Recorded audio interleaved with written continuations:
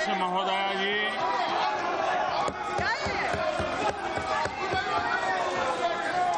माननीय राष्ट्रपति जी के अभिभाषण पर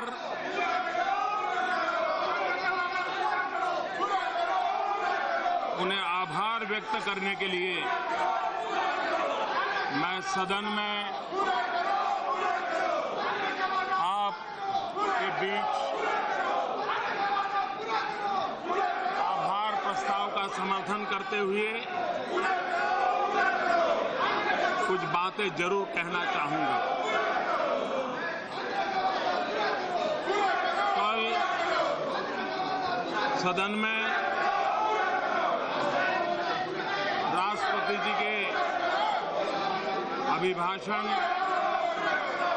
के धन्यवाद प्रस्ताव पर कई माननीय सदस्यों ने अपने विचार व्यक्त किए। श्रीमान मल्लिकार्जुन जी, श्रीमान मोहम्मद सलीम जी, श्रीमान विनोद कुमार जी, श्रीमान Narasimhan Thota ji, Shri Tariq Anwar ji, Shri Prem Singh ji, Shri A Anwar Raza ji, Jayprakash Narayan Yadav ji, Kalyan Banerjee, Shri P Venugopal, Shri Bhartruhari Mahtab ji, Shri Anandrao Adsul ji, Jayprakash Narayan Yadav ji, R K मोहती भारती मोहन जी, करीब 34 माननीय सदस्यों ने अपने विचार व्यक्त किए। विस्तार से चर्चा हुई। किसी ने पक्ष में कहा, किसी ने विपक्ष में कहा, लेकिन ये सार्थक चर्चा इस सदन में हुई और राष्ट्रपति जी का भाषण किसी दल का नहीं होता है। देश की आशा आकांक्षाओं की अभिव्यक्ति का और उस दिशा में हो रहे कार्य का एक आलेख होता है और उस दृष्टि से राष्ट्रपति जी के भाषण का सम्मान होना चाहिए। सिर्फ विरोध के खातिर विरोध करना कितना उचित है,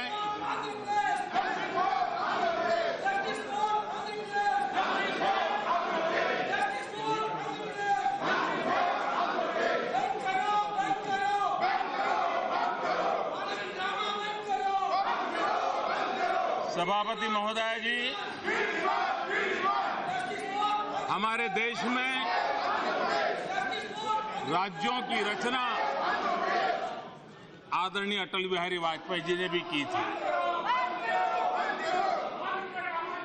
3 नए राज्यों का निर्माण हुआ था और उन 3 राज्यों के निर्माण में चाहे उत्तर प्रदेश में से उत्तराखंड बना हो, मध्य प्रदेश में से छत्तीसगढ़ बना हो, बिहार में से झारखंड बना हो, लेकिन उस सरकार की दीर्घ दृष्टि थी कि कोई भी समस्या के बिना तीनों राज्य अलग होते ही अगर जो भी बंटवारा करना था बंटवारा, अफसरों के तबादले करने थे तो अफसरों के तबादले, सारी चीजें स्मूथली हुई। नेतृत्व अगर दीर्घदृष्टा हो, राजनीतिक स्वार्थ की हड़बड़ाहट में निर्णय नहीं होते हो तो कितने स्वस्थ निर्णय होते हैं।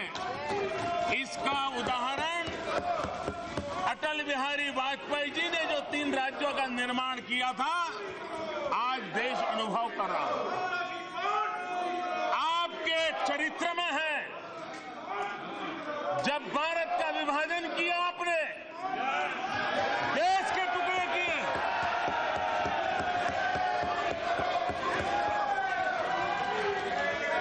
और जो जहर बोया, आज आजादी के 70 साल के बाद एक दिन ऐसा नहीं जाता है कि आपके उस पाप की सजा 125 करोड़ हिंदुस्तानी न भुगत।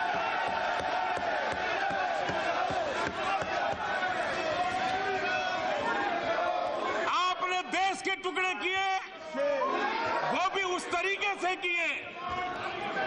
आपने चुनाव को ध्यान में रखते हुए हड़बड़ी में संसद के दरवाजे बंद करके,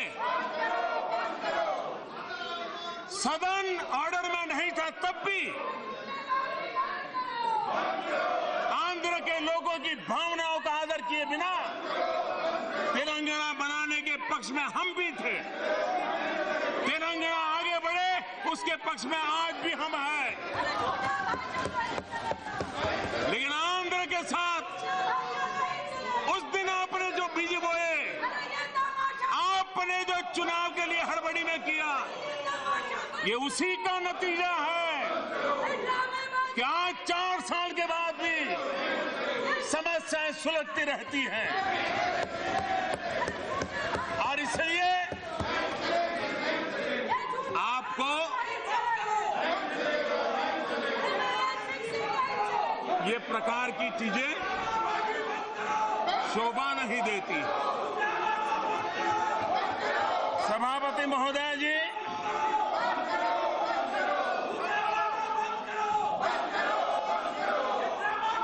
कल मैं कांग्रेस पार्टी के नेता श्रीमान खड़गे जी का भाषण सुन रहा था।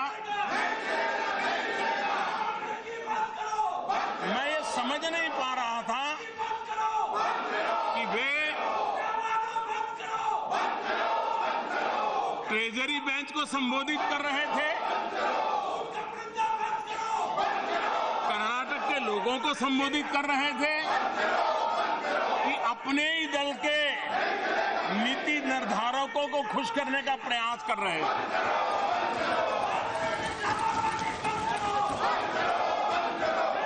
और जब उन्होंने कल बशीर बद्र की शायरी से शुरू किया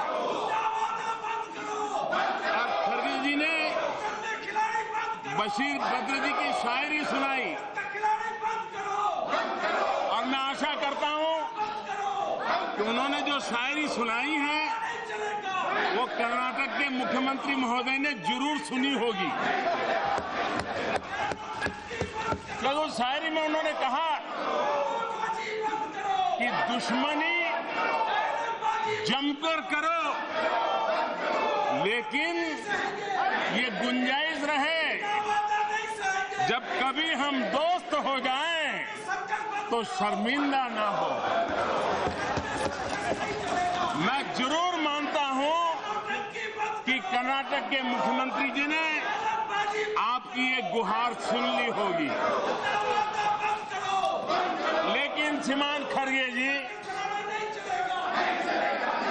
जिस बशीर बद्र की शायरी का आपने जिक्र किया, अच्छा होता उस शायरी में जो शब्द आप बोल रहे उसी के बिल्कुल पहले वाली 2 लाइन उसको भी अगर याद कर लेते तो शायद इस देश को ये पता जरूर चलता कि आप कहां खड़े हैं। उसी शायरी में बशीर बद्र जी ने आगे कहा है, जी चाहता है सच बोले, जी बहुत चाहता है सच बोले, क्या करे हौसला नहीं होता।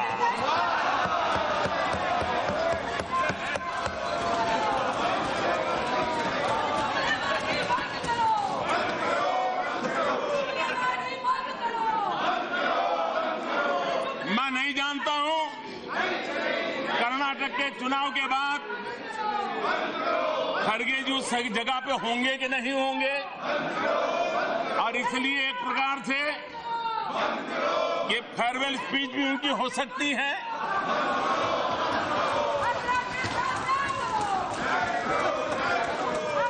और इसलिए आमतौर पे सदन में जब पहली बार कोई सदस्य बोलते हैं तो हर कोई सम्मान से, कोई भी डिस्टर्बेंस के बिना सुनते हैं, और उसी प्रकार से जो फेयरवेल की स्पीच होती है वो भी करीब करीब सम्मान से देखी जाती है। अच्छा होता कल कुछ माननीय सदस्यों ने संयम बरता होता और आदरणीय खड़गे की बात को उसी सम्मान के साथ सुना होता तो अच्छा होता। लोकतंत्र के लिए बहुत आवश्यक है। विरोध करने का हक है, लेकिन सदन को मान में लेने का हक नहीं है।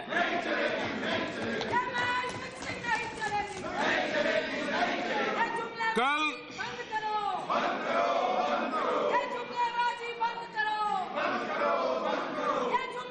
अध्यक्ष महोदया,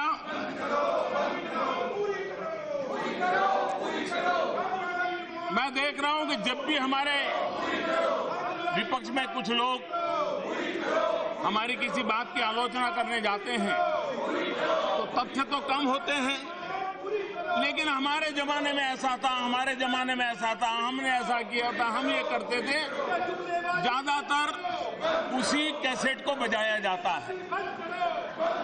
लेकिन ये न भूलें कि भारत आजाद हुआ, उसके बाद भी जो देश आजाद हुए वो हमसे भी तेज गति से काफी आगे बढ़ चुके। हम नहीं बढ़ पाए, मानना पड़ेगा। और आपने मां भारती के टुकड़े कर दिए, उसके बावजूद भी ये देश आपके साथ रहा था। आप उस जमाने में देश पर राज कर रहे थे।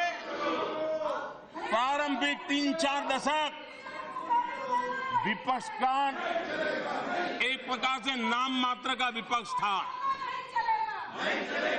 वो समय था जब मीडिया का व्याप भी बहुत कम था और जो था वो भी ज्यादातर देश का भला होगा इस आशा से शासन के साथ चलता था। रेडियो पूरी तरह आप ही के गीत गाता था और कोई स्वर वहां सुनाई नहीं देता था। और बाद में जब टीवी आया तो वो टीवी भी आप ही को पूरी तरह समर्पित था। कुछ समय न्यायपालिका में भी जुडिशरी की टॉप पोजीशन पर भी नियुक्तियां कांग्रेस पार्टी करती थी, पार्टी के द्वारा तय होता था। यानी इतनी लग्जरी आपको उस समय कोर्ट में न कोई पीआईएल होता था, न कोई एनजीओ की ऐसी भरमार हुआ करती थी। आपको, आप जिन विचारों से पले बड़े हो, वैसा ही माहौल उस समय देश में आपको उपलब्ध था। विरोध का नामो निशान नहीं था। पंचायत से पार्लियामेंट तक आप ही का झंडा फहर रहा था। लेकिन आपने पूरा समय एक परिवार के गीत गाने में खपा दिया। देश के इतिहास को भुला करके एक ही परिवार को देश याद रखे, सारी शक्ति उसी में लगाई। उस समय देश का जज्बा, आजादी के बाद के दिन थे, देश को आगे ले जाने का जज्बा था। आपने कुछ जिम्मेवारी के साथ काम किया होता तो ये देश की जनता में सामर्थ्य था, देश को कहां से कहां पहुंचा देते। लेकिन आप अपनी ही धुन बजाते रहे। और ये मानना पड़ेगा कि आपने सही दिशा रखी होती, सही नीतियां बनाई होती, अगर नीयत साफ होती, तो ये देश आज जहां है उससे कई गुना आगे और अच्छा होता। इसको इनकार नहीं कर सकता। ये एक दुर्भाग्य रहा है देश का कि कांग्रेस पार्टी के नेताओं को यही लगता है कि भारत नाम के देश का जन्म 15 अगस्त 1947 को हुआ, जैसे इसके पहले देश था ही नहीं। और कल मैं हैरान था, इसको मैं अहंकार कहूं या नासमझी कहूं या वर्षा ऋतु के समय अपनी कुर्सी बचाने का प्रयास कहूं, जब ये कहा गया कि देश को नेहरू ने लोकतंत्र दिया, देश को कांग्रेस ने लोकतंत्र दिया। अरे खड़गे साहब, कुछ तो कम करो।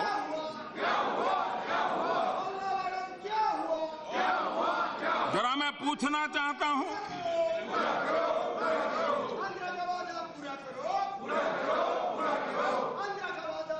आप लोकतंत्र की बात करते हैं, आपको पता होगा ये हमारा देश जब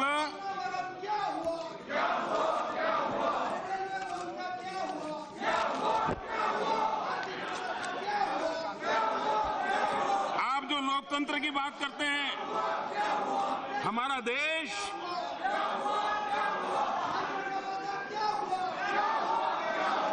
जब लिच्छवी साम्राज्य था, जब बुद्ध परंपराएं थी, तब भी हमारे देश में लोकतंत्र की गूंज थी। ये कांग्रेस और नेहरू जी ने लोकतंत्र नहीं दी। बौद्ध संघ एक ऐसी व्यवस्था थी जो चर्चा, विचार विमर्श और वोटिंग के आधार पर निर्णय करने की प्रक्रिया चलाता था। और श्रीमान खड़गे जी, आप तो कर्नाटक से आते हो, कम से कम एक परिवार की भक्ति करके कर्नाटक के चुनाव के बाद शायद आपकी यहां बैठने की जगह बची रहे, लेकिन कम से कम जगत गुरु बसवेश्वर जी का तो अपमान मत करो। आपको पता होना चाहिए, आप कर्नाटक से आते हो, कि जगत गुरु बसवेश्वर थे जिन्होंने उस जमाने में अनुभव मंडपम नाम की व्यवस्था की है 12वीं शताब्दी में। और गांव के सारे निर्णय लोकतांत्रिक तरीके से होता था। और इतना ही नहीं, विमेन एम्पावरमेंट का काम हुआ था। उस सदन के सभा के अंदर महिलाओं का होना अनिवार्य हुआ करता था। ये जगत गुरु बसवेश्वर जी के कालखंड में लोकतंत्र को प्रस्थापित करने का काम 12वीं शताब्दी में इस देश में हुआ था। लोकतंत्र ये हमारी रगों में है, हमारी परंपरा में है। और बिहार के अंदर इतिहास गवाह है, लिच्छवी साम्राज्य के समय किस प्रकार से हमारे यहाँ, अगर हम प्राचीन इतिहास की तरफ गौर करें तो हमारे यहाँ गणराज्य की व्यवस्था हुआ करती थी 2500 साल पहले। ये भी लोकतंत्र की परंपरा थी। सहमति असहमति को हमारे यहाँ मान्यता थी। आप लोकतंत्र की बात करते हो, श्रीमान मनमोहन जी की सरकार में मंत्री रहे हुए और आप ही की पार्टी के नेता, उन्होंने अभी जब आपके पार्टी के भीतर चुनाव चल रहा था तो उन्होंने मीडिया को क्या कहा था उन्होंने कहा था जहांगीर की जगह पे शाहजहां आए, शाहजहां की जगह पे औरंगजेब आए। क्या वहां चुनाव हुआ था क्या? तो हमारे यहां भी आ गए। आप लोकतंत्र की बात करते हो, आप लोकतंत्र की बात करते हो, आप लोकतंत्र की चर्चा करते हो। मैं जरा पूछना चाहता हूं, वो कौन सा लोकतंत्र की चर्चा करते हैं? जब आपके एक पूर्व प्रधानमंत्री श्रीमान राजीव गांधी हैदराबाद के एयरपोर्ट पर उतरते हैं, वहां के आप ही के पार्टी के चुने हुए मुख्यमंत्री, शेड्यूल कास्ट के मुख्यमंत्री एयरपोर्ट पर रिसीव करने आए थे।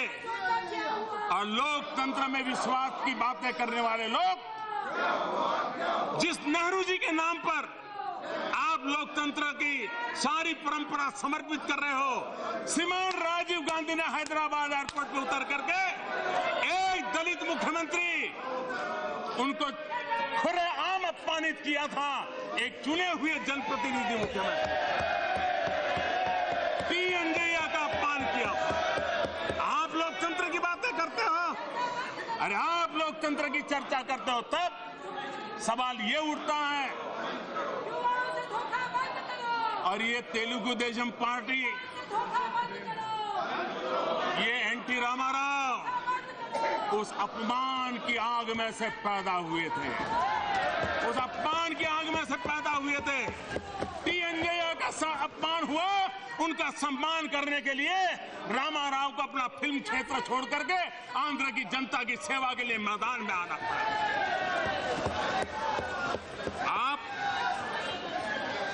आप लोकतंत्र की बात समझा रहे हो? इस देश में 90 से अधिक बार धारा 356 का दुरुपयोग करते हुए राज्य सरकारों को, उन राज्यों में उभरती हुई पार्टियों को आपने उखाड़ के फेंक दिया। आपने पंजाब में अकाली दल के साथ क्या किया? आपने तमिलनाडु में क्या किया? आपने केरल में क्या किया? इस देश के लोकतंत्र को आपने पनपने नहीं दिया। आप अपने परिवार के लोकतंत्र को लोकतंत्र मानते हो और देश को आप गुमराह कर रहे हो। इतना ही नहीं,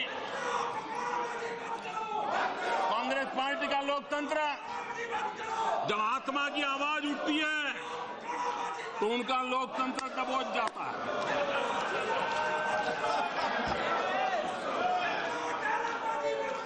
आप जानते हैं, कांग्रेस पार्टी ने राष्ट्रपति के उम्मीदवार के रूप में नीलम संजीव रेड्डी को पसंद किया था और रातों रात उनके पीठ में छुरा भोंक दिया गया, अधिकृत उम्मीदवार को पराजित कर दिया गया। और ये भी देखिए, इत्तेफाक से वे भी आंध्र से आते थे, पीएनजैया के साथ किया, आपने संजीव रेड्डी के साथ किया। आप लोकतंत्र की बात बताते हो। इतना ही नहीं, अभी का डॉक्टर मनमोहन सिंह जी, देश के प्रधानमंत्री, कैबिनेट ने निर्णय किया, लोकतंत्र की एक महत्वपूर्ण संस्था, संविधान के द्वारा बनी हुई संस्था, आप ही की पार्टी की सरकार और आपकी पार्टी के एक पदाधिकारी पत्रकार वार्ता बुला करके कैबिनेट के निर्णय को प्रेस के सामने टुकड़े कर दे। आपके मुंह में लोकतंत्र शोभा नहीं देता, आपके मुंह में लोकतंत्र शोभा नहीं देता। और इसलिए कृपा करके आप हमें लोकतंत्र के पाठ मत पढ़ाइए।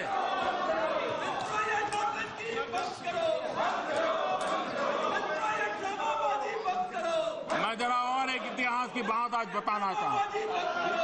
क्या सच नहीं है जब देश में कांग्रेस में नेतृत्व करने के लिए चुनाव हुआ, 15 कांग्रेस कमेटियां, उसमें से 12 कांग्रेस कमेटियों ने सरदार वल्लभ भाई पटेल को चुना था। 3 लोगों ने नोटा किया था, किसी को भी वोट नहीं देने का निर्णय किया था। उसके बावजूद भी नेतृत्व सरदार वल्लभ भाई पटेल को नहीं दिया गया। वो कौन सा लोकतंत्र था? पंडित नेहरू को बिठा दिया गया। अगर देश के पहले प्रधानमंत्री सरदार वल्लभ भाई पटेल होते तो मेरा कश्मीर का ये हिस्सा आज पाकिस्तान के पास न होता।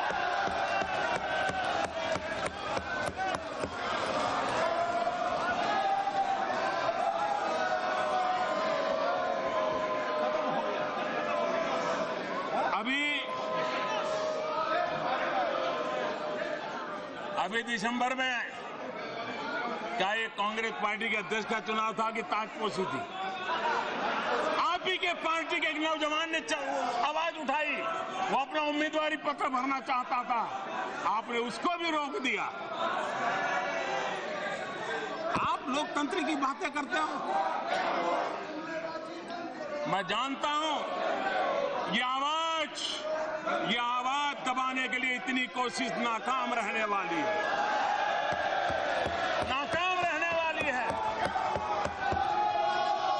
सुनने की हिम्मत चाहिए। और इसलिए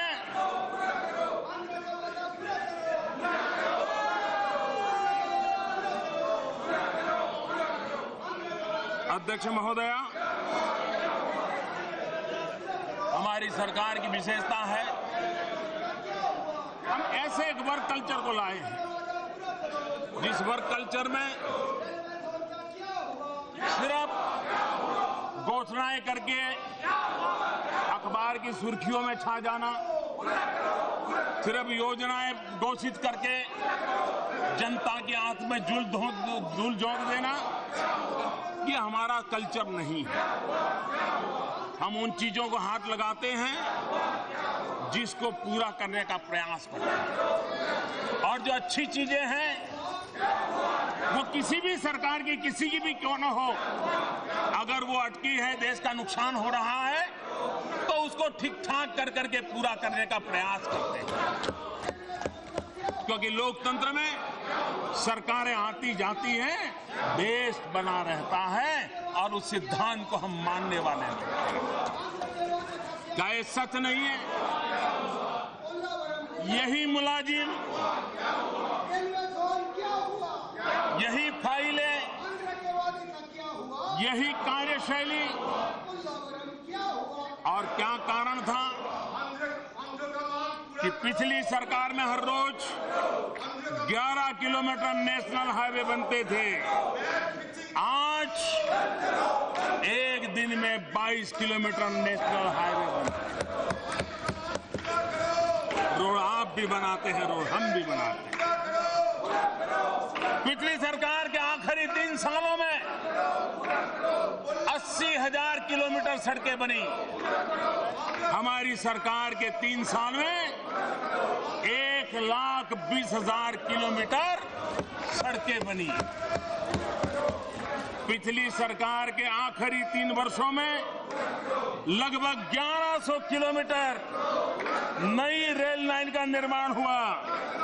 सरकार के इन 3 वर्षों में 2100 किलोमीटर हुआ।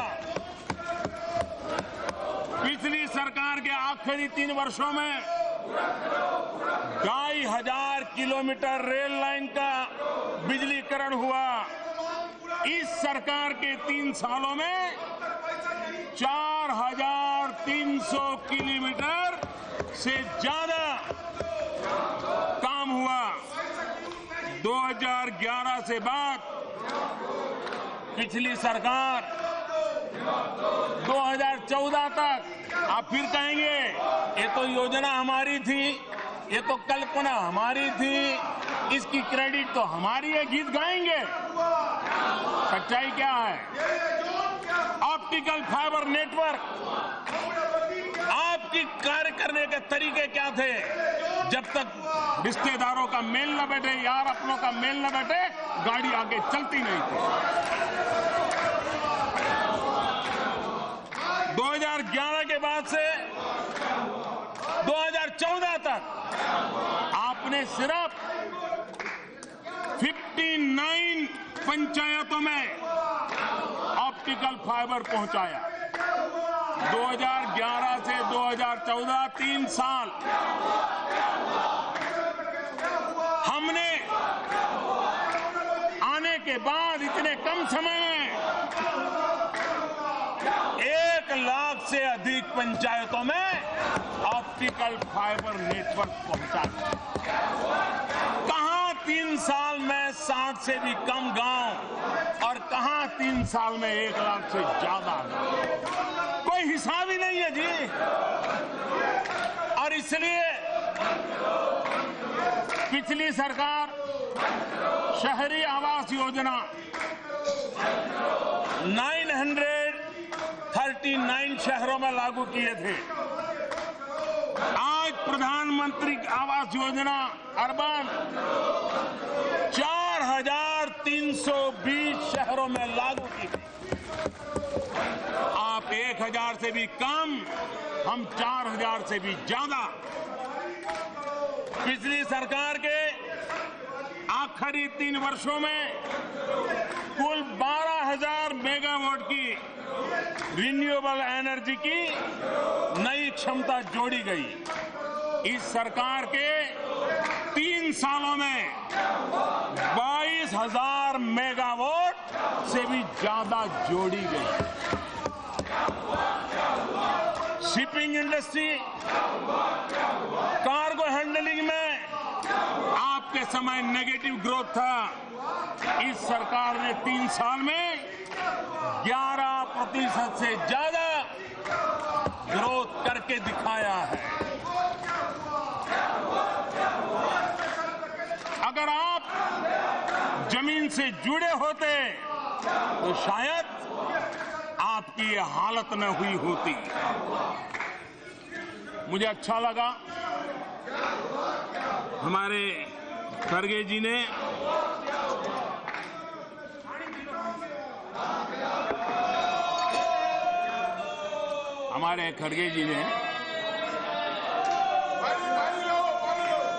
दो चीजें, एक तो रेलवे और दूसरा कर्नाटक, और खड़गा जी का एकदम सीना फूल जाता है।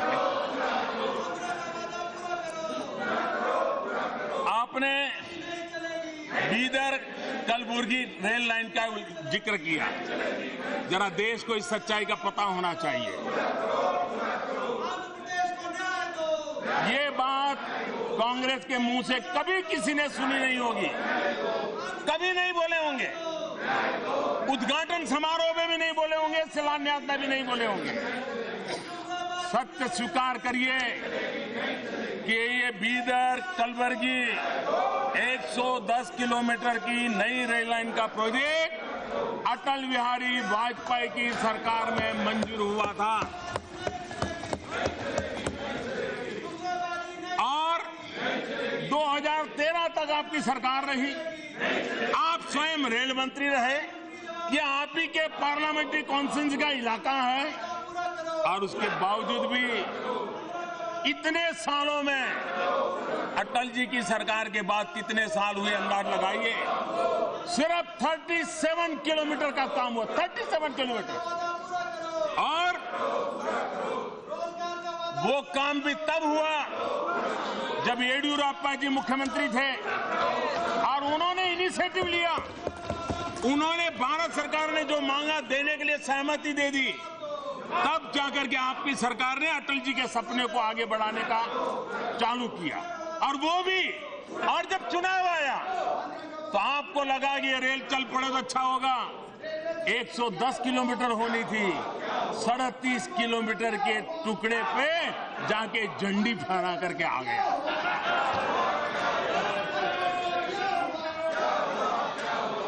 और हमने आकर के इतने कम समय में 72 किलोमीटर का जो बाकी काम था पूरा किया। और ये हमने ये नहीं सोचा कि विपक्ष के नेता की पार्लियामेंट्री कॉन्स्टिट्यूंसी है, इसको अभी गड्ढे में डालो देखा जाएगा। ऐसा पाप हम नहीं करते। आपका इलाका था लेकिन काम देश का था, हमने देश का काम मान करके उसको पूरा।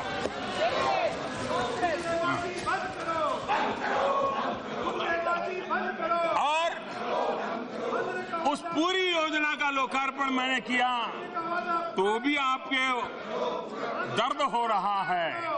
इस दर्द की दवा शायद देश की जनता ने बहुत पहले कर दी है। अध्यक्ष महोदया, दूसरी एक चर्चा कर रहे हैं बाड़मेर की रिफाइनरी की। चुनाव प्राप्त करने के लिए चुनाव के पहले पत्थर पे नाम जड़ जाएगा तो गाड़ी चल जाएगी। आपने बाड़मेर रिफाइनरी में जाकर के पत्थर जड़ दिए, नाम लिखवा दिया, लेकिन जब हम आकर के कागजात देखे तो जो शिलान्यास हुआ था रिफाइनरी का, वो सारा का सारा कागज पे था। जमीन पे न मंजूरी थी, न जमीन थी, न भारत सरकार के साथ कोई फाइनल एग्रीमेंट था। और चुनाव को ध्यान में रखते हुए आपने वहां भी पत्थर जड़ दिया। आपकी गलतियों को ठीक करते, उस योजना को सही स्वरूप देने में भारत सरकार को, राजस्थान सरकार को इतनी माथापच्ची करनी पड़ी, तब बड़ी मुश्किल से उसको निकाल पाए और आज उस काम को प्रारंभ कर दिया है। असम में एक ढोला सादिया ब्रिज, ये ढोला सादिया ब्रिज, ये जब हमने उद्घाटन किया तो जरा कुछ लोगों को तकलीफ हो गई और कह दिया ये तो हमारा था, बड़ा आसान है। ये कभी नहीं बोले हैं जब उस ब्रिज का काम आगे बढ़ रहा था। कभी सदन में सवाल उठे हैं, कभी ये कहने की ईमानदारी नहीं दिखाई कि ये काम भी अटल बिहारी वाजपेयी की सरकार में निर्णित हुआ। और वो भी हमारे बीजेपी के एक विधायक, उन्होंने विस्तार से अध्ययन करके मांग की थी और अटल जी ने उस मांग को माना था और उसमें से ये बना था। और 2014 में हमारी सरकार बनने के बाद नॉर्थ ईस्ट, उत्तर पूर्व के इलाकों को हमने प्राथमिकता दी और उसको तेज गति से आगे बढ़ाने का काम हमने किया और तब जाकर के वो ब्रिज बना। इतना ही नहीं, मैं गर्व से कह सकता हूं ये सरकार है जो देश में आज सबसे लंबी सुरंग, सबसे लंबी गैस पाइपलाइन, सबसे लंबा समंदर के अंदर ब्रिज, सबसे तेज ट्रेन, ये सारे निर्णय यही सरकार कर सकती है और समय सीमा में आगे बढ़ा रही है। इसी कालखंड में 104 सैटेलाइट छोड़ने का विक्रम भी इसी कालखंड में होता है। इस बात का इनकार नहीं किया जा सकता है जो राष्ट्रपति जी ने अपने अभिभाषण में उल्लेख किया। और मैं कहना चाहूंगा लोकतंत्र कैसा होता है, शासन में रहे हुए हर एक का सम्मान कैसा होता है। लाल किले पर से भाषण निकाल दीजिए, आजादी के सभी कांग्रेस के नेताओं के लाल किले से भाषण निकाल दीजिए, एक भाषण में किसी ने ये कहा हो कि देश में जो प्रगति हो रही है उसमें सभी सरकारों का योगदान है, भूतपूर्व सरकारों का योगदान है, ऐसा एक वाक्य लाल किले पर से कांग्रेस के नेताओं ने बोला हो तो जरा इतिहास खोल करके ले आइए। ये नरेंद्र मोदी लाल किले पर से कहता है कि देश आज जहां है पुरानी सभी सरकारों का भी योगदान है, राज्य सरकारों का भी योगदान है और देशवासियों का योगदान है, खुलेआम स्वीकार करने की हमारी हिम्मत है और ये हमारे चरित्र में है। मैं आज बताना चाहता हूं, गुजरात में जब मुख्यमंत्री था तो उस मुख्यमंत्री के कालखंड में गुजरात की गोल्डन जुबिली का ईयर था। हमने गोल्डन जुबिली ईयर मनाने में जो कार्यक्रम किए, एक कार्यक्रम क्या किया, जितने भी राज्यपाल श्री के भाषण थे, गवर्नर के भाषण क्या होते हैं, जैसे राष्ट्रपति का भाषण उस सरकार की गतिविधियों का उल्लेख करता है, गवर्नर का भाषण उस काल की राज्य सरकार के किए गए कामों का बयान करता है। सरकारें कांग्रेस की रही थी गुजरात बनने के बाद, लेकिन हमने गुजरात बना तब से लेकर के 50 साल की यात्रा में जितने भी गवर्नरों के भाषण थे, जिसमें सभी सरकारों के काम का ब्यौरा था, उसका ग्रंथ प्रसिद्ध किया और उसको आर्काइव में रखने का काम किया। लोकतंत्र इसको कहते हैं। आप मेहरबानी कर करके, हर कुछ आप ही ने किया है, आपका एक परिवार ने किया है, इस मानसिकता के कारण आज वहां जाकर बैठने की नौबत आई है। आपने देश को स्वीकार नहीं किया और इसलिए आज ये कारण है कि 2 गुनी रफ्तार से सड़कें बन रही हैं, रेलवे लाइनें तेज गति से आगे बढ़ रही हैं, पोर्ट डेवलपमेंट हो रहे हैं, गैस पाइपलाइन बिछ रही है, बंद पड़े फर्टिलाइजर प्लांट उसको खोलने का काम चल रहा है, करोड़ों घरों में शौचालय बन रहे हैं और रोजगार के नए अवसर उपलब्ध हो रहे हैं। मैं जरा कांग्रेस के मित्रों को पूछना चाहता हूं,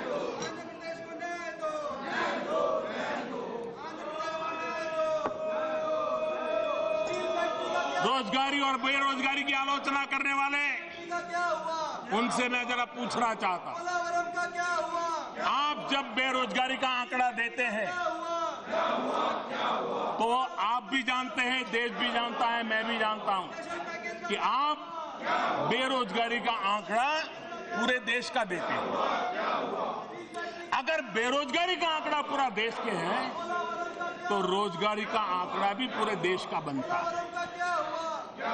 अब आपको हमारी बात पर भरोसा नहीं होगा, मैं जरा कहना चाहता हूं और आप रिकॉर्ड तपास लीजिए। पश्चिम बंगाल की सरकार, कर्नाटक की सरकार, उड़ीसा की सरकार और केरल की सरकार, हम तो है नहीं वहां, न कोई एनडीए है। इन 4 सरकारों ने स्वयं ने जो घोषित किया है, उस हिसाब से पिछले 3-4 वर्ष में इन 4 सरकारों का दावा है कि वहां करीब 1 करोड़ लोगों को रोजगार मिला है। क्या आप उनको भी इनकार करोगे क्या? क्या आप उस रोजगार को रोजगार नहीं मानोगे क्या?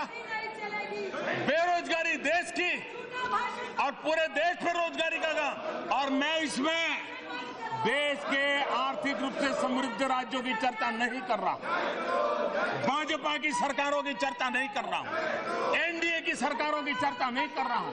मैं उन सरकारों की चर्चा कर रहा हूं जो सरकार में आपके लोग बैठे हैं और रोजगार के क्लेम वो कर रहे हैं। या तो आप नकार कर दीजिए कि आपकी कर्नाटक सरकार रोजगार के जो आंकड़े बोल रही है झूठे बोल रही है, बोल दो। और इसलिए देश को गुमराह करने की कोशिश मत कीजिए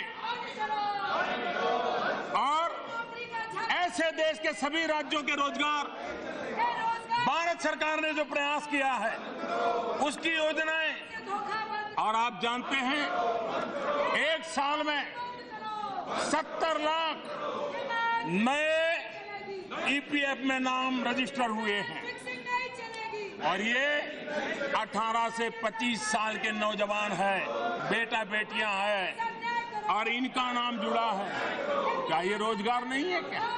इतना ही नहीं, जो कोई डॉक्टर बने, कोई इंजीनियर बने, कोई लॉयर बने, कोई चार्टर्ड अकाउंट बने, कोई कंपनी सेक्रेटरी बने, ये इन्होंने अपने कारोबार प्रारंभ किए, अपनी कंपनियों में लोगों को काम दिया, खुद का रोजगार बढ़ाया। आप इसको गिनने को तैयार नहीं है। और आप जानते हैं, भली भांति जानते हैं, फॉर्मल सेक्टर में सिर्फ 10% रोजगार होता है, इनफॉर्मल सेक्टर में 90% होता है। और आज इनफॉर्मल को भी फॉर्मल में लाने के लिए हमने कई ऐसे इंसेंटिव और कई योजनाएं बनाने की दिशा में सफलतापूर्वक प्रयास किया है। इतना ही नहीं, आज देश का मध्यम वर्गीय परिवार का नौजवान वो नौकरी की भीख मांगने वालों में से नहीं, वो सम्मान से जीना चाहता है, वो अपने बलबूते पर जीना चाहता है। मैंने ऐसे कई आईएएस अफसर देखे हैं। कभी मैं पूछता हूं कि आपके संतान क्या करते हैं, ज्यादातर मैं सोचता हूं शायद वो भी बाबू बनेंगे, लेकिन आजकल वो मुझे कह रहे हैं साहब जमाना बदल गया है। हमारे पिताजी के सामने हम थे तो हम सरकारी नौकरी खोजते खोजते यहाँ पहुंच गए। आज हमारे बच्चों को हम कहते हैं कि बेटा यहाँ आ जाओ, वो मना करता है और वो कहता है मैं तो स्टार्टअप चालू करूंगा। वो विदेश से पढ़ करके आया है, बोले मैं स्टार्टअप चालू करूंगा। सब दूर, देश के नौजवानों में ये एस्पिरेशन है। और भारत के नेतृत्व में कोई भी दल हो, देश के मध्यम वर्गीय तेजो तर्रार जो नौजवान है, उनके एस्पिरेशंस को बल देना चाहिए, उनको निराश करने का काम नहीं करना चाहिए। और प्रधानमंत्री मुद्रा योजना, स्किल डेवलपमेंट योजना, एंटरप्रेन्योरशिप ट्रेनिंग की योजना, ये सारी बातें देश के मध्यम वर्ग के ऊर्जावान नौजवानों को उस एस्पिरेशन को बल देने के लिए हम प्रयास कर रहे हैं। और उसी का परिणाम है कि प्रधानमंत्री मुद्रा योजना के तहत 10 करोड़ से ज्यादा लोन की स्वीकृति हुई है। यह आंकड़ा कम नहीं है।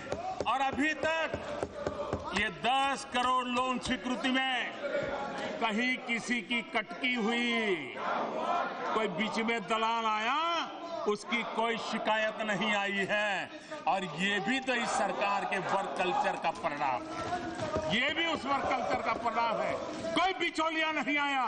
और उसका कारण था कि हमने जो प्रोडक्ट बनाई है, नीति नियम बनाए हैं, उसी का वो परिणाम था कि उसको बिना कोई गारंटी बैंक में जाकर के उसको धन मिल सकता है।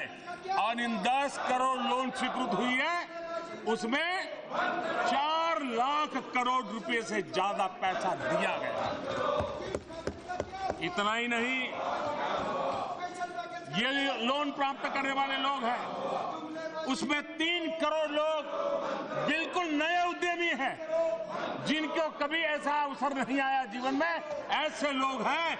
क्या ये भारत की रोजगारी बढ़ाने का काम नहीं हो रहा है? लेकिन आपने आंखें बंद करके रखी है। और इसलिए आप अपने गीत गाने से ऊपर आ नहीं पा रहे। और ये मानसिकता आपको वहीं रहने देगी।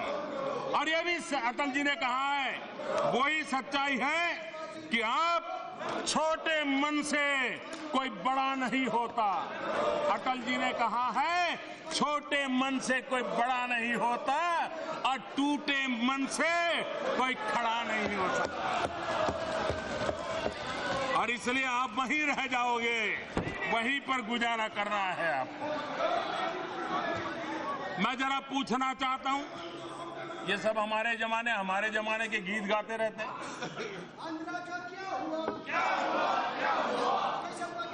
80 के दशक में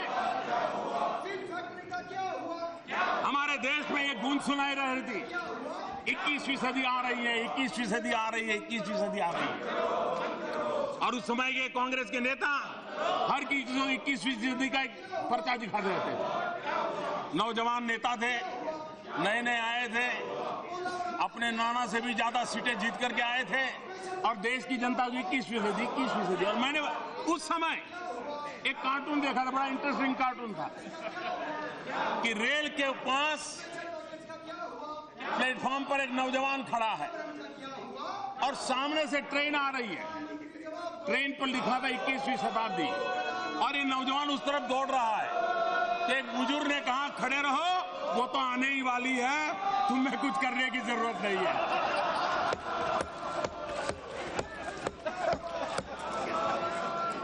कि 80 के दशक में 21वीं शताब्दी के सपने दिखाए जाते थे, सारी देर 21वीं सदी के भाषण सुनाए जा रहे थे, और 21वीं सदी बात करने वाली सरकार इस देश में एविएशन पॉलिसी तक नहीं ले पाई।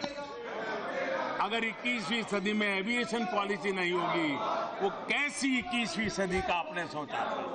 बैलगाड़ी वाली? यही आप चल रहे हैं। भाइयों बहनों,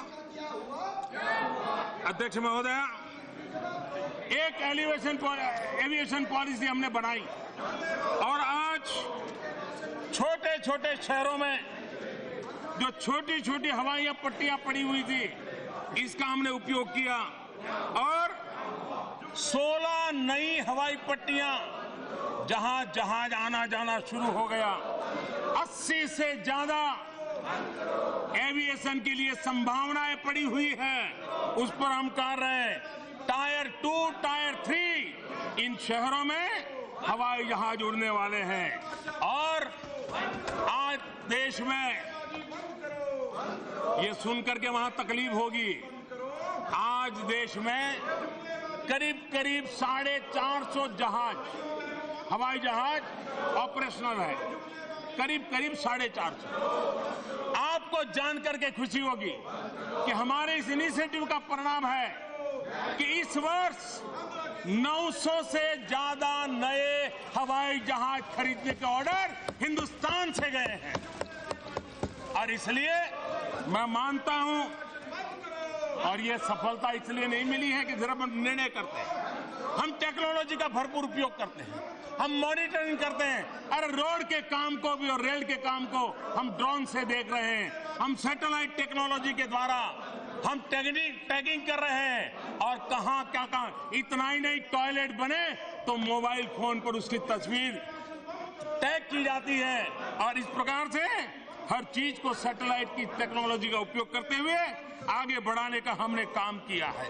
और उसके कारण, मॉनिटरिंग के कारण गति भी आई है, मॉनिटरिंग के कारण ट्रांसपेरेंसी को भी ताकत मिली है। मैं हैरान हूं,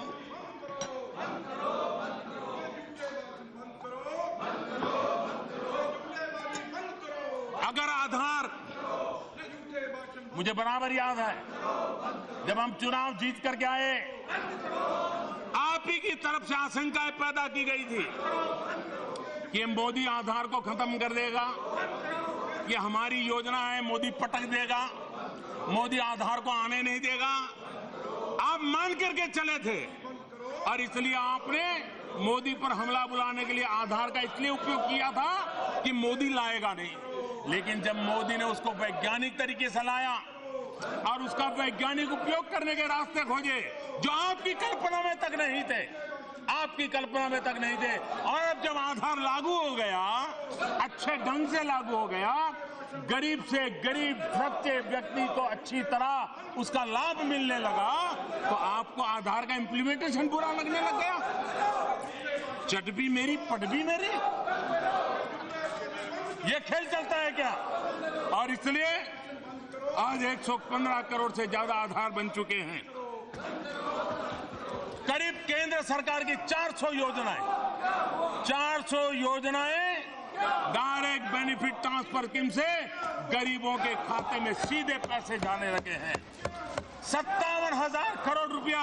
अरे आपने ऐसी ऐसी विधवाओं को पेंशन दिया है जो बेटी का जन्म नहीं हुआ, वो कागज पे विधवा हो जाती है, सालों तक पेंशन जाता है, पैसे जाते हैं, और मलाई खाने वाले बिचौलिए मलाई खाते हैं।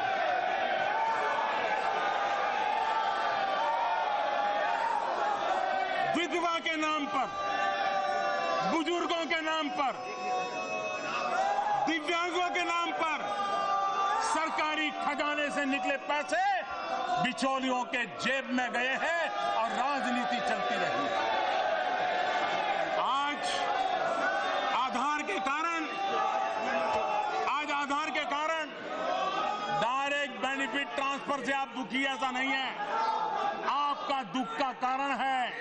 ये जो बिचौलियों की जाल थी, वो बिचौलियों की जाल खत्म हुई है और इसलिए जो रोजगार गया है बिचौलियों का गया है, जो रोजगार गया है बेईमानों का गया है, जो रोजगार गया है देश को लूटने वालों का गया है।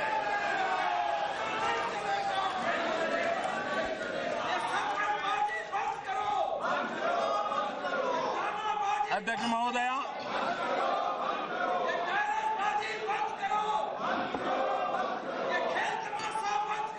अध्यक्ष महोदया, 4 करोड़ गरीब और मध्यम वर्ग के परिवारों को मुफ्त बिजली कनेक्शन देने की सौभाग्य योजना हम लाए हैं। आप कहेंगे कि लोगों के घरों में बिजली देने की योजना हमारे समय में होगी, लेकिन क्या बिजली थी, क्या ट्रांसमिशन लाइनें थी? अरे 18,000 गांव तक खंबे तक नहीं लगे थे। 18वीं शताब्दी में जीने के लिए वो मजबूर हुआ था और आप ये कह रहे हैं कि हमारी योजना थी। और हम किसी भी डेवलपमेंट के लिए टुकड़ों में नहीं देखते, हम एक होलिस्टिक इंटीग्रेटेड अप्रोच और दूरदृष्टि के साथ और दूरगामी परिणाम देने वाली योजना के साथ हम चीजों को आगे करते हैं। सिर्फ बिजली का विषय मैं बताना चाहता हूं, आपको पता चलेगा कि सरकार के काम करने का तरीका क्या है, हम किस तरीके से काम करते हैं। बिजली व्यवस्था सुधारने के लिए 4 करोड़ घरों में, देश में कुल घर हैं 25 करोड़, 4 करोड़ घरों में आज भी बिजली ना होना मतलब कि करीब करीब 20% लोग आज भी अंधेरे में जिंदगी गुजार रहे हैं। ये गर्व करने जैसा विषय नहीं है और ये आपने हमें विरासत में दिया है, जिसको पूरा करने का हम प्रयास कर रहे हैं। लेकिन कैसे कर रहे हैं? हम बिजली व्यवस्था सुधारने के लिए 4 अलग अलग चरणों में चीजों को हमने हाथ लगाया। एक, बिजली उत्पादन प्रोडक्शन, ट्रांसमिशन, डिस्ट्रीब्यूशन और चौथा आता है कनेक्शन। और ये सारी चीजें एक साथ हम आगे बढ़ा रहे हैं। सबसे पहले हमने बिजली के प्रोडक्शन पर बढ़ाने पर बल दिया। सौर ऊर्जा हो, हाइड्रो ऊर्जा हो, थर्मल हो, न्यूक्लियर हो,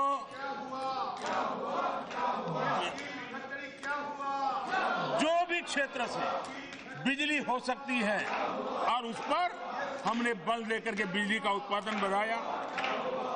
ट्रांसमिशन नेटवर्क में हमने तेज गति से वृद्धि की।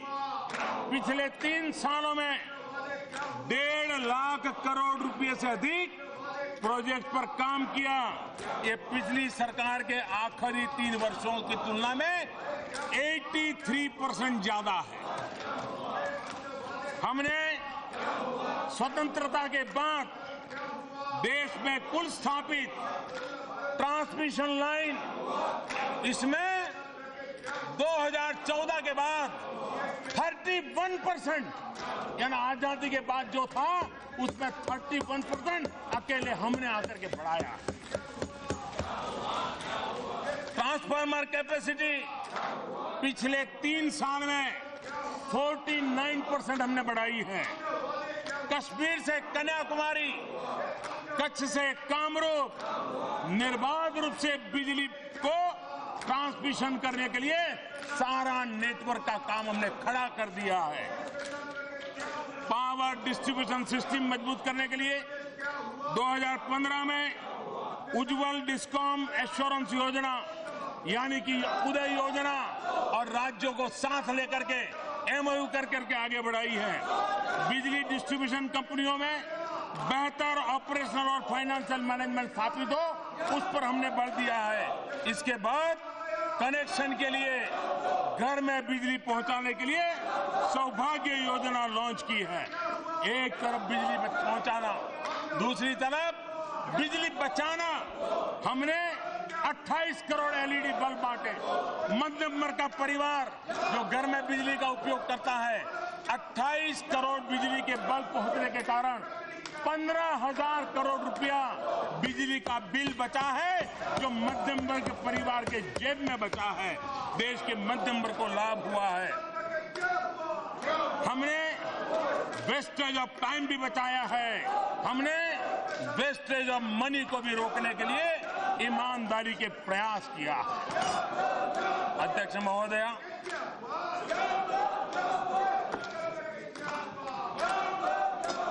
यहां पर किसानों के नाम पर राजनीति करने के भरपूर प्रयास चल रहे हैं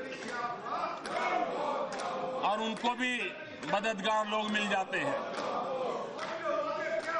ये सच्चाई है कि आजादी के 70 साल के बाद भी हमारे किसान जो उत्पादन करते हैं, करीब करीब 1 लाख करोड़ रुपयों का ये जो उत्पादित चीजें हैं, फल हो, फूल हो, सब्जी हो, अन्न हो, ये खेत से लेकर स्टोर तक और बाजार के तक जो सप्लाई चेन चाहिए, उसकी कमी के कारण वो संपदा बर्बाद हो जाती है।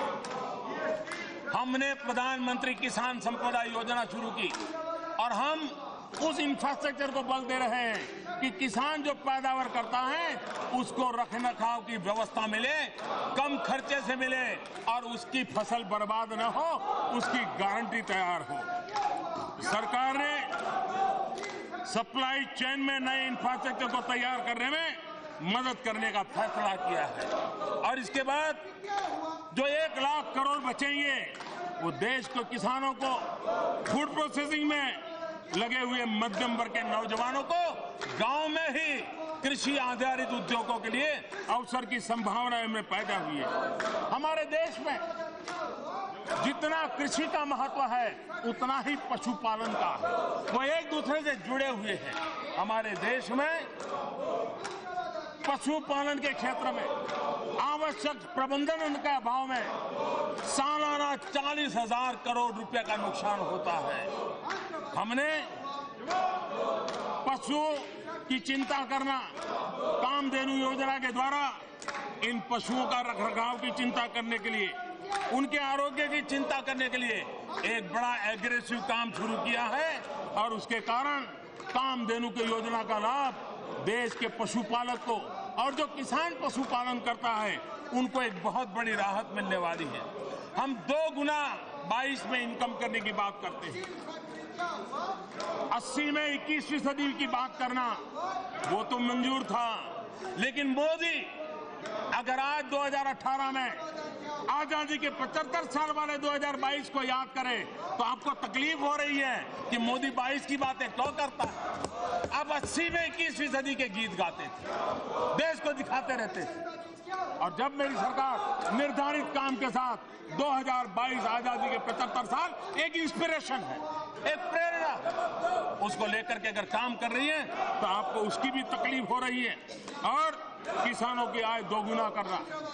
आप शंकाओं में इसलिए जीते हैं कि आपने कभी बड़ा सोचा ही नहीं, छोटे मन से कुछ होता नहीं, छोटे मन से कुछ होता नहीं। आप किसान की आय 2 गुना करनी, क्या हम उसकी लागत में कमी नहीं कर सकते? सॉइल हेल्थ कार्ड के द्वारा ये संभव हुआ है, सोलार पंप के द्वारा संभव हुआ है, यूरिया नीम कोटिंग के कारण संभव हुआ है। ये सारी चीजें किसान की लागत कम करने के लिए काम आने वाली चीजें हैं। ऐसे अनेक चीजों को हमने आगे बढ़ाया है। उसी प्रकार से किसान को अपने किसानी कारोबार के साथ हमने बम्बू का निर्णय किया। अगर वो अपने खेत के किनारे पर बम्बू लगाएगा और उस बम्बू का बड़ा एश्योर्ड मार्केट है, आज देश हजारों करोड़ रुपए का बम्बू इंपोर्ट करता है। आपकी एक गलत नीति के कारण कि आपने बम्बू को ट्री कह दिया, पेड़ कह दिया और उसके कारण कोई बम्बू काट नहीं सकता था। मेरे नॉर्थ ईस्ट के लोग परेशान रहे। हम में हिम्मत है कि हमने बम्बू को ग्रास की कैटेगरी में ला कर रखा। वो किसान की आय बढ़ाएगा। अपने खेत पर, किनारे पर अगर वो बम्बू लगाता है, उसकी साया के कारण किसान को तकलीफ नहीं होती है, उसकी अतिरिक्त इनकम बढ़ेगी। हम दूध के उत्पादन को बढ़ाना चाहते हैं। प्रति पशु हमारे यहाँ दूध कम उत्पादन होता है, उसको बढ़ाया जा सकता है। हम मधुमक्खी पालन पर बल देना चाहते हैं। आपको हैरानी होगी मधुमक्खी पालन में करीब 40% वृद्धि हुई है। 40 मध एक्सपोर्ट करने में हुए और बहुत कम लोगों को मालूम होगा। आज दुनिया holistic health care, eco friendly living इस पे बल दे रहा है और इसलिए उसको केमिकल वैक्स से बच करके बी वैक्स चाहिए। आज पूरे दुनिया में बी वैक्स का बहुत बड़ा मार्केट है और हमारा किसान खेती के साथ मधुमक्खी का पालन करेगा तो बी वैक्स के कारण उसको एक उत्तम प्रकार का आय में भी बदलाव होगा। हम ये भी जानते हैं कि मधुमक्खी फसल को उगाने में भी एक नई ताकत देती है। अनेक ऐसे क्षेत्र हैं वो ये सारे काम, दूध उत्पादन हो, पोल्ट्री फार्म हो, फिशरीज हो, बाम्बू हो, वैल्यू एडिशन हो, ये सारी चीजें हैं जो किसान की आय को डबल करती है। हम जानते हैं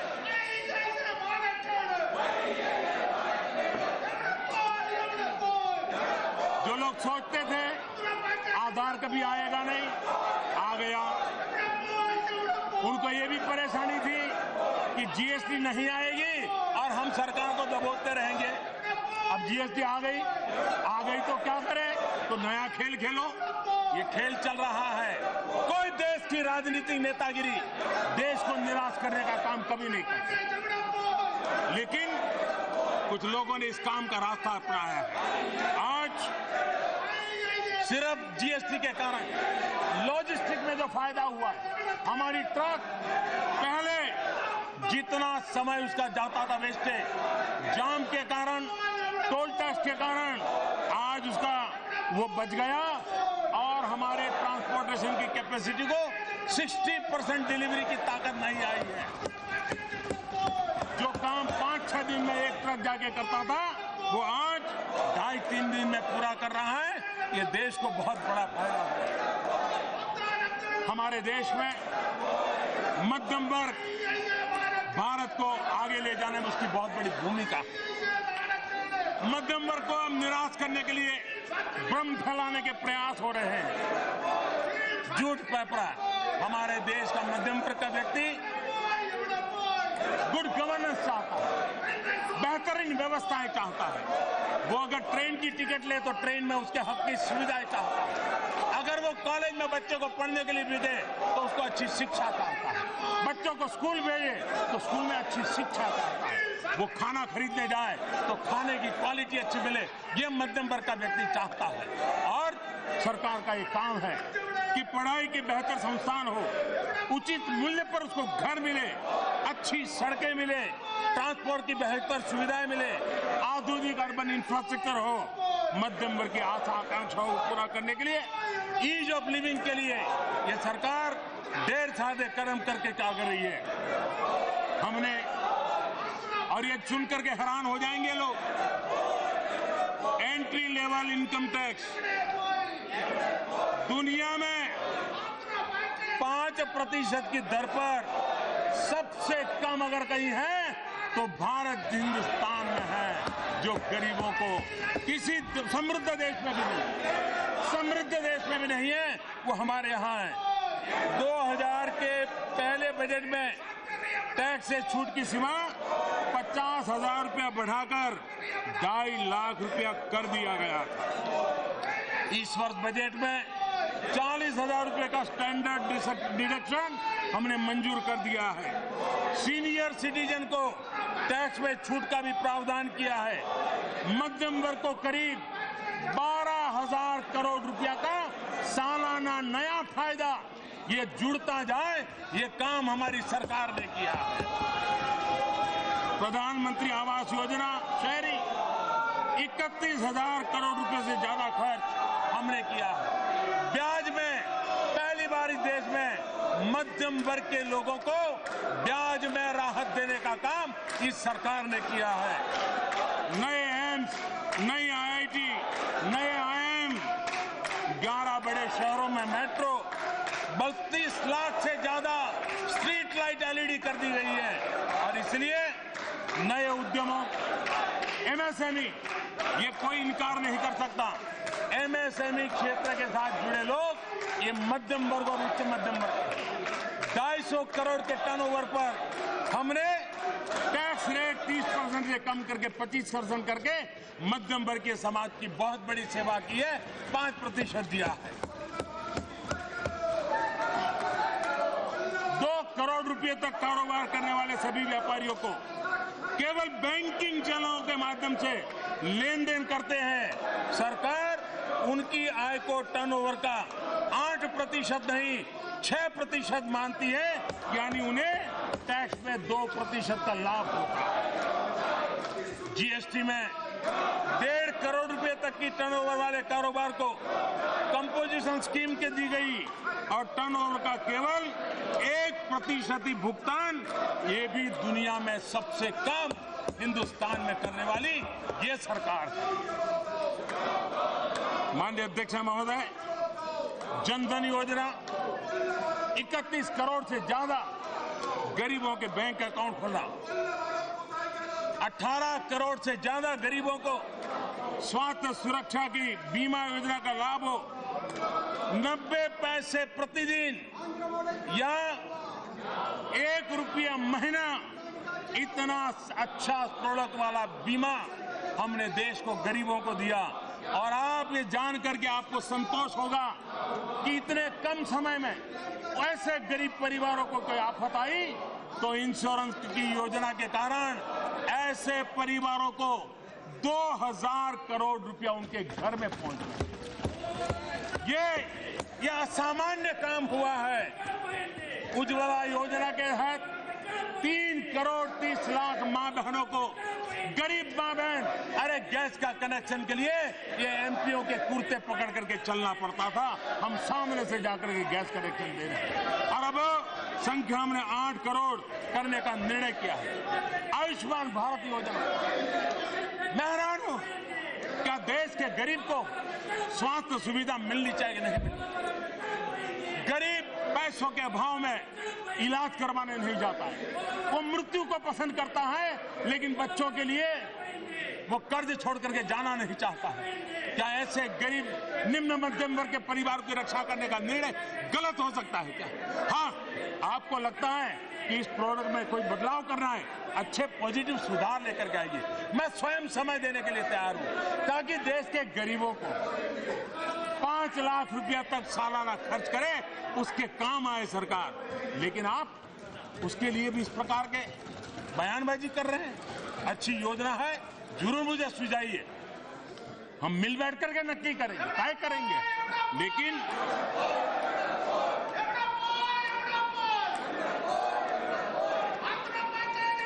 अध्यक्ष महोदय जी,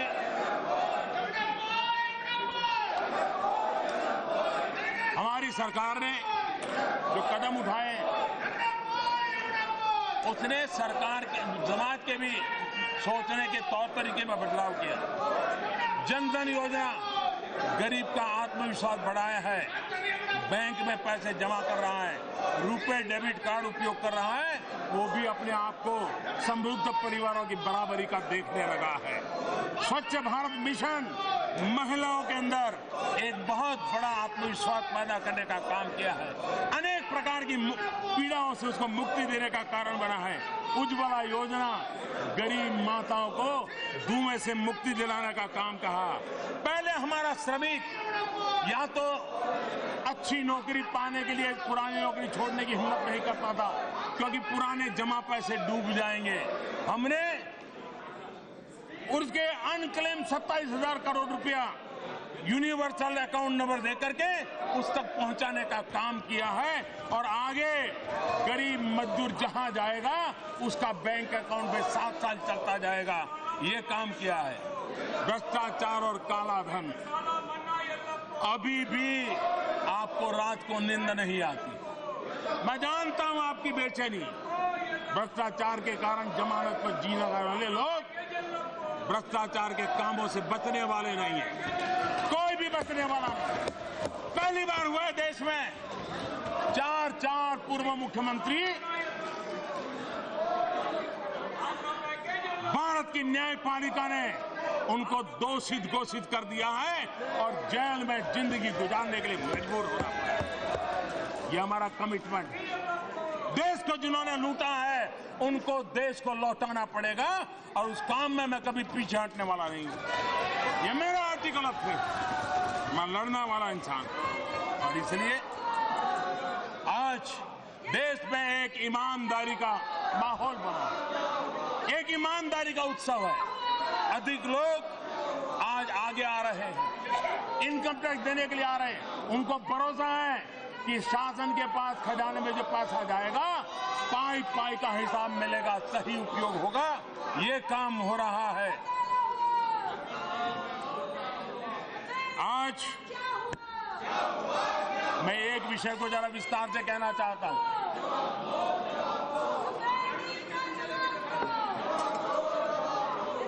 कुछ लोगों को झूठ बोलो, जोर से झूठ बोलो, बार बार झूठ बोलो, ये फैशन हो गई है। हमारे वित्त मंत्री ने बार बार इस बात को कहा है, तो भी उनकी मदद करने चाहने वाले लोग सत्य को दबा देते हैं और झूठ बोलने वाले लोग चौराहे पर खड़े रह करके जोरों से झूठ बोलते रहते हैं। और वो मसला है एनपीए का। मैं इस सदन के माध्यम से, अध्यक्ष महोदय आपके माध्यम से आज देश को भी कहना चाहता हूं कि आखिर एनपीए का मामला है क्या। देश को पता चलना चाहिए कि एनपीए के पीछे ये पुरानी सरकार के कारोबार है और 100% पुरानी सरकार जिम्मेवार है, 1% भी कोई और नहीं है। आप देखिए, उन्होंने ऐसी बैंकिंग नीतियां बनाई कि जिसमें बैंकों पर दबाव डाले गए, टेलीफोन जाते थे, अपने चहेतों को लोन मिलता था, वो लोन पैसा नहीं दे पा रहे थे, बैंक, नेता, सरकार, बिचौलिए मिलकर के उसका रिस्ट्रक्चर करते थे। बैंक से गया पैसा कभी बैंक में आता नहीं था, कागज पे आता जाता चल रहा था और देश लूटा जा रहा था। उन्होंने अरबों खरबों रुपया दे दिया। हमने बाद में आना करके आते ही हमारे ध्यान में विषय आया, अगर मुझे राजनीति करनी होती तो मैं पहले ही दिन देश के सामने वो सारे तथ्य रख देता। लेकिन ऐसे समय बैंकों की एक दुर्दशा की बात देश के अर्थतंत्र को तबाह कर देती। देश में एक ऐसा संकट का माहौल आ जाता, उससे निकालना मुश्किल हो जाता। और इसलिए आपके पापों को देखते हुए, जानते हुए, सबूत होते हुए मैंने मौन रखा, मेरे देश की भलाई के लिए। आपके आरोप में सहता रहा देश की भलाई के लिए। लेकिन अब बैंकों को हमने आवश्यक ताकत दी है। अब समय आ गया है कि देश के सामने सत्य आना चाहिए। ये एनपीए आपका पाप था। और मैं आज इस पवित्र सदन में खड़ा रह करके कह रहा हूं, मैं लोकतंत्र के मंदिर में खड़ा रह करके कहता हूं, हमारी सरकार आने के बाद एक भी ऐसी लोन हमने नहीं दी है जिसको एनपीए की नौबत आई हो। और आपने छुपाया, आपने क्या किया,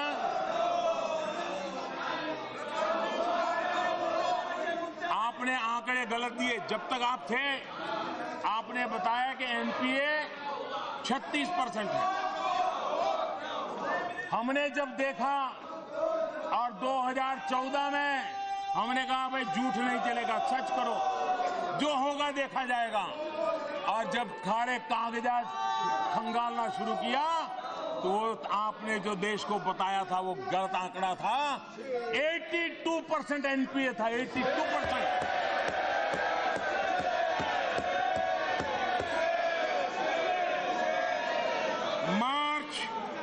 मार्च 2018 में बैंकों द्वारा दिया गया कुल एडवांस 18 लाख करोड़ रुपए, और हमने 6 साल में आप देखिए क्या हाल हो गया।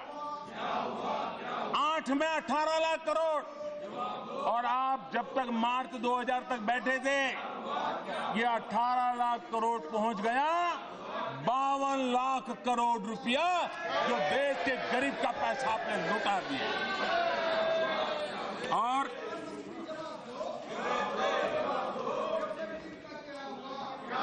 लगातार आप रिस्ट्रक्चर करते रहे, कागज पे हाँ लोन आ गया लोन दे दिया, लोन आ गया लोन दे दिया। आप ऐसे ही उनको बचाते रहे, क्योंकि बीच में बिचौलिए थे, क्योंकि वो आपके चहेते थे, क्योंकि आपका कोई न कोई उसमें हित सधा हुआ था, और इसलिए आपने ये काम किया। हमने तय किया कि जो भी तकलीफ होगी सहेंगे, लेकिन साफ सफाई, और मेरा स्वच्छता अभियान सिर्फ चौराहे तक नहीं है, मेरा स्वच्छता अभियान इस देश के नागरिकों के हक के लिए इन आचार विचार में भी है, और इसलिए हमने इस काम को किया है। हमने योजना बनाई, 4 साल लगे रहे, हमने रिकैपिटलाइजेशन पर काम किया है, हमने दुनिया भर के अनुभवों का अध्ययन किया है, और देश की बैंकिंग सेक्टर को ताकत दी गई है। ताकत देने के बाद आज मैं पहली बार 4 साल आपके झूठ को झेलता रहा, आज मैं देश के सामने पहली बार ये जानकारियां दे रहा हूं।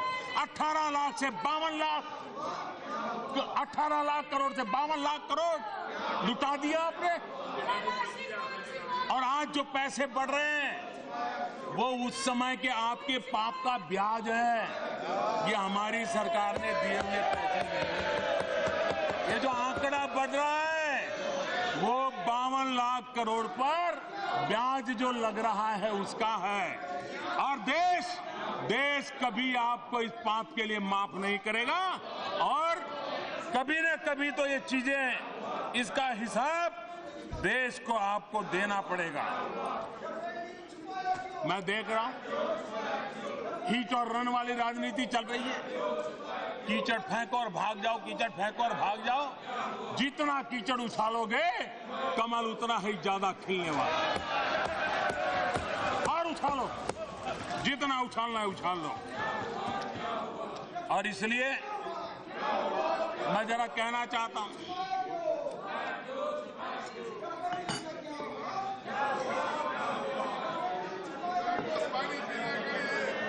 अब इसमें मैं कोई आरोप नहीं करना चाहता, लेकिन देश तय करेगा क्या है।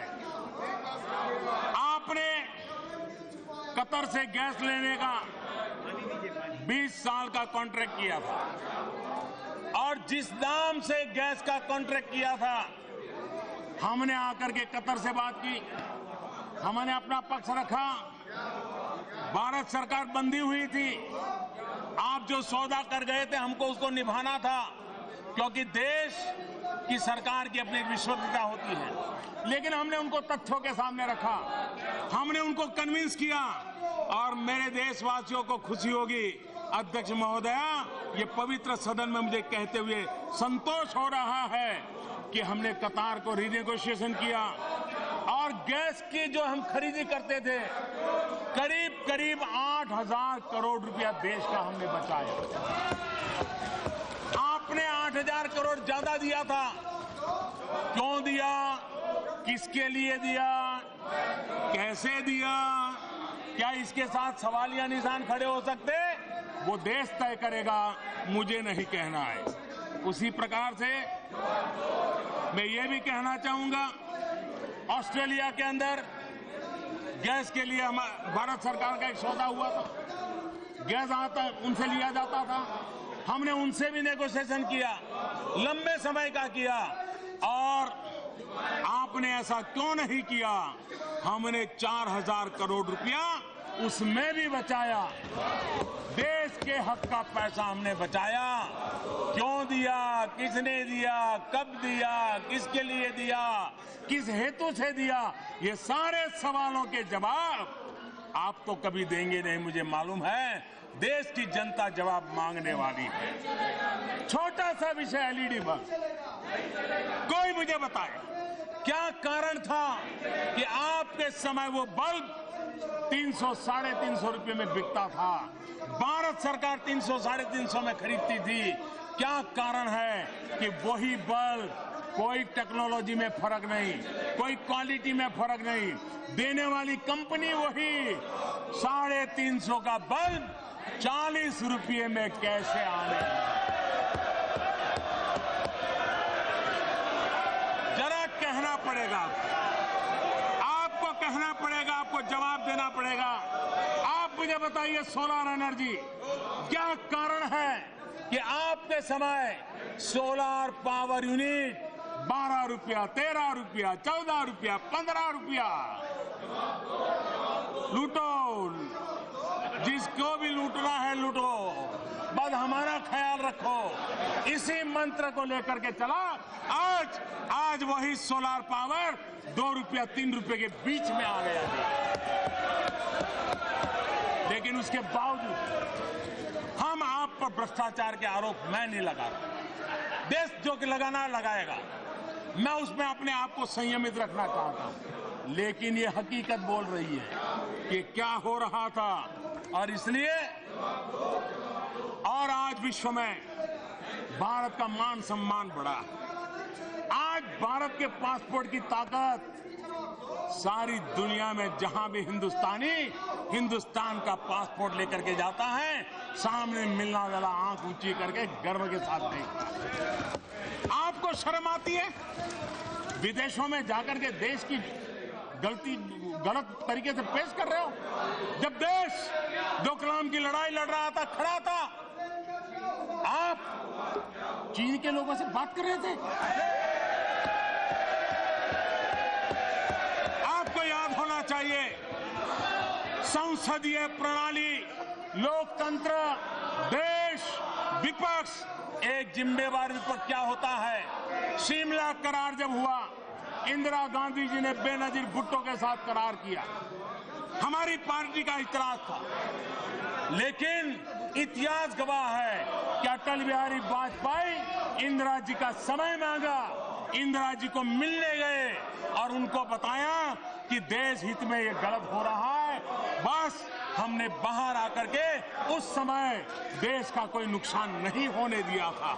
देश की हमारी जिम्मेवारी होती है। जब हमारी सेना का जवान सर्जिकल स्ट्राइक करता है, आप सवाल या निशान खड़ा करते हो। मैं समझता हूं, जब देश में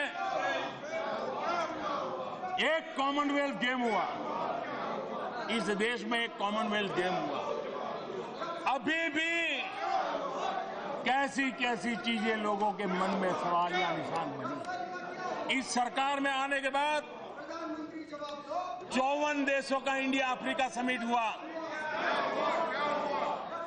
ब्रिक्स समिट हुआ, फीफा अंडर 17 का वर्ल्ड कप हुआ, इतने बड़े बड़े योजनाएं हुई। अरे अभी 26 जनवरी को आसियान के 10 देश के मुखिया आकर के बैठे थे और मेरा तिरंगा लहरा रहा। आपने सोचा नहीं तक। अरे जिस दिन इस नई सरकार का शपथ हुआ और सार्क देशों के मुखिया आकर के बैठ गए, तो आपके मन में सवाल था कि 70 साल में हमें क्यों समझ नहीं आया। छोटा मन बड़ी बात नहीं कर सकता है।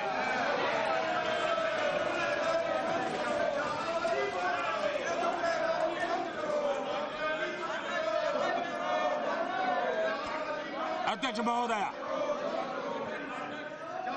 एक न्यू इंडिया का सपना, उसको लेकर के देश आगे बढ़ना था।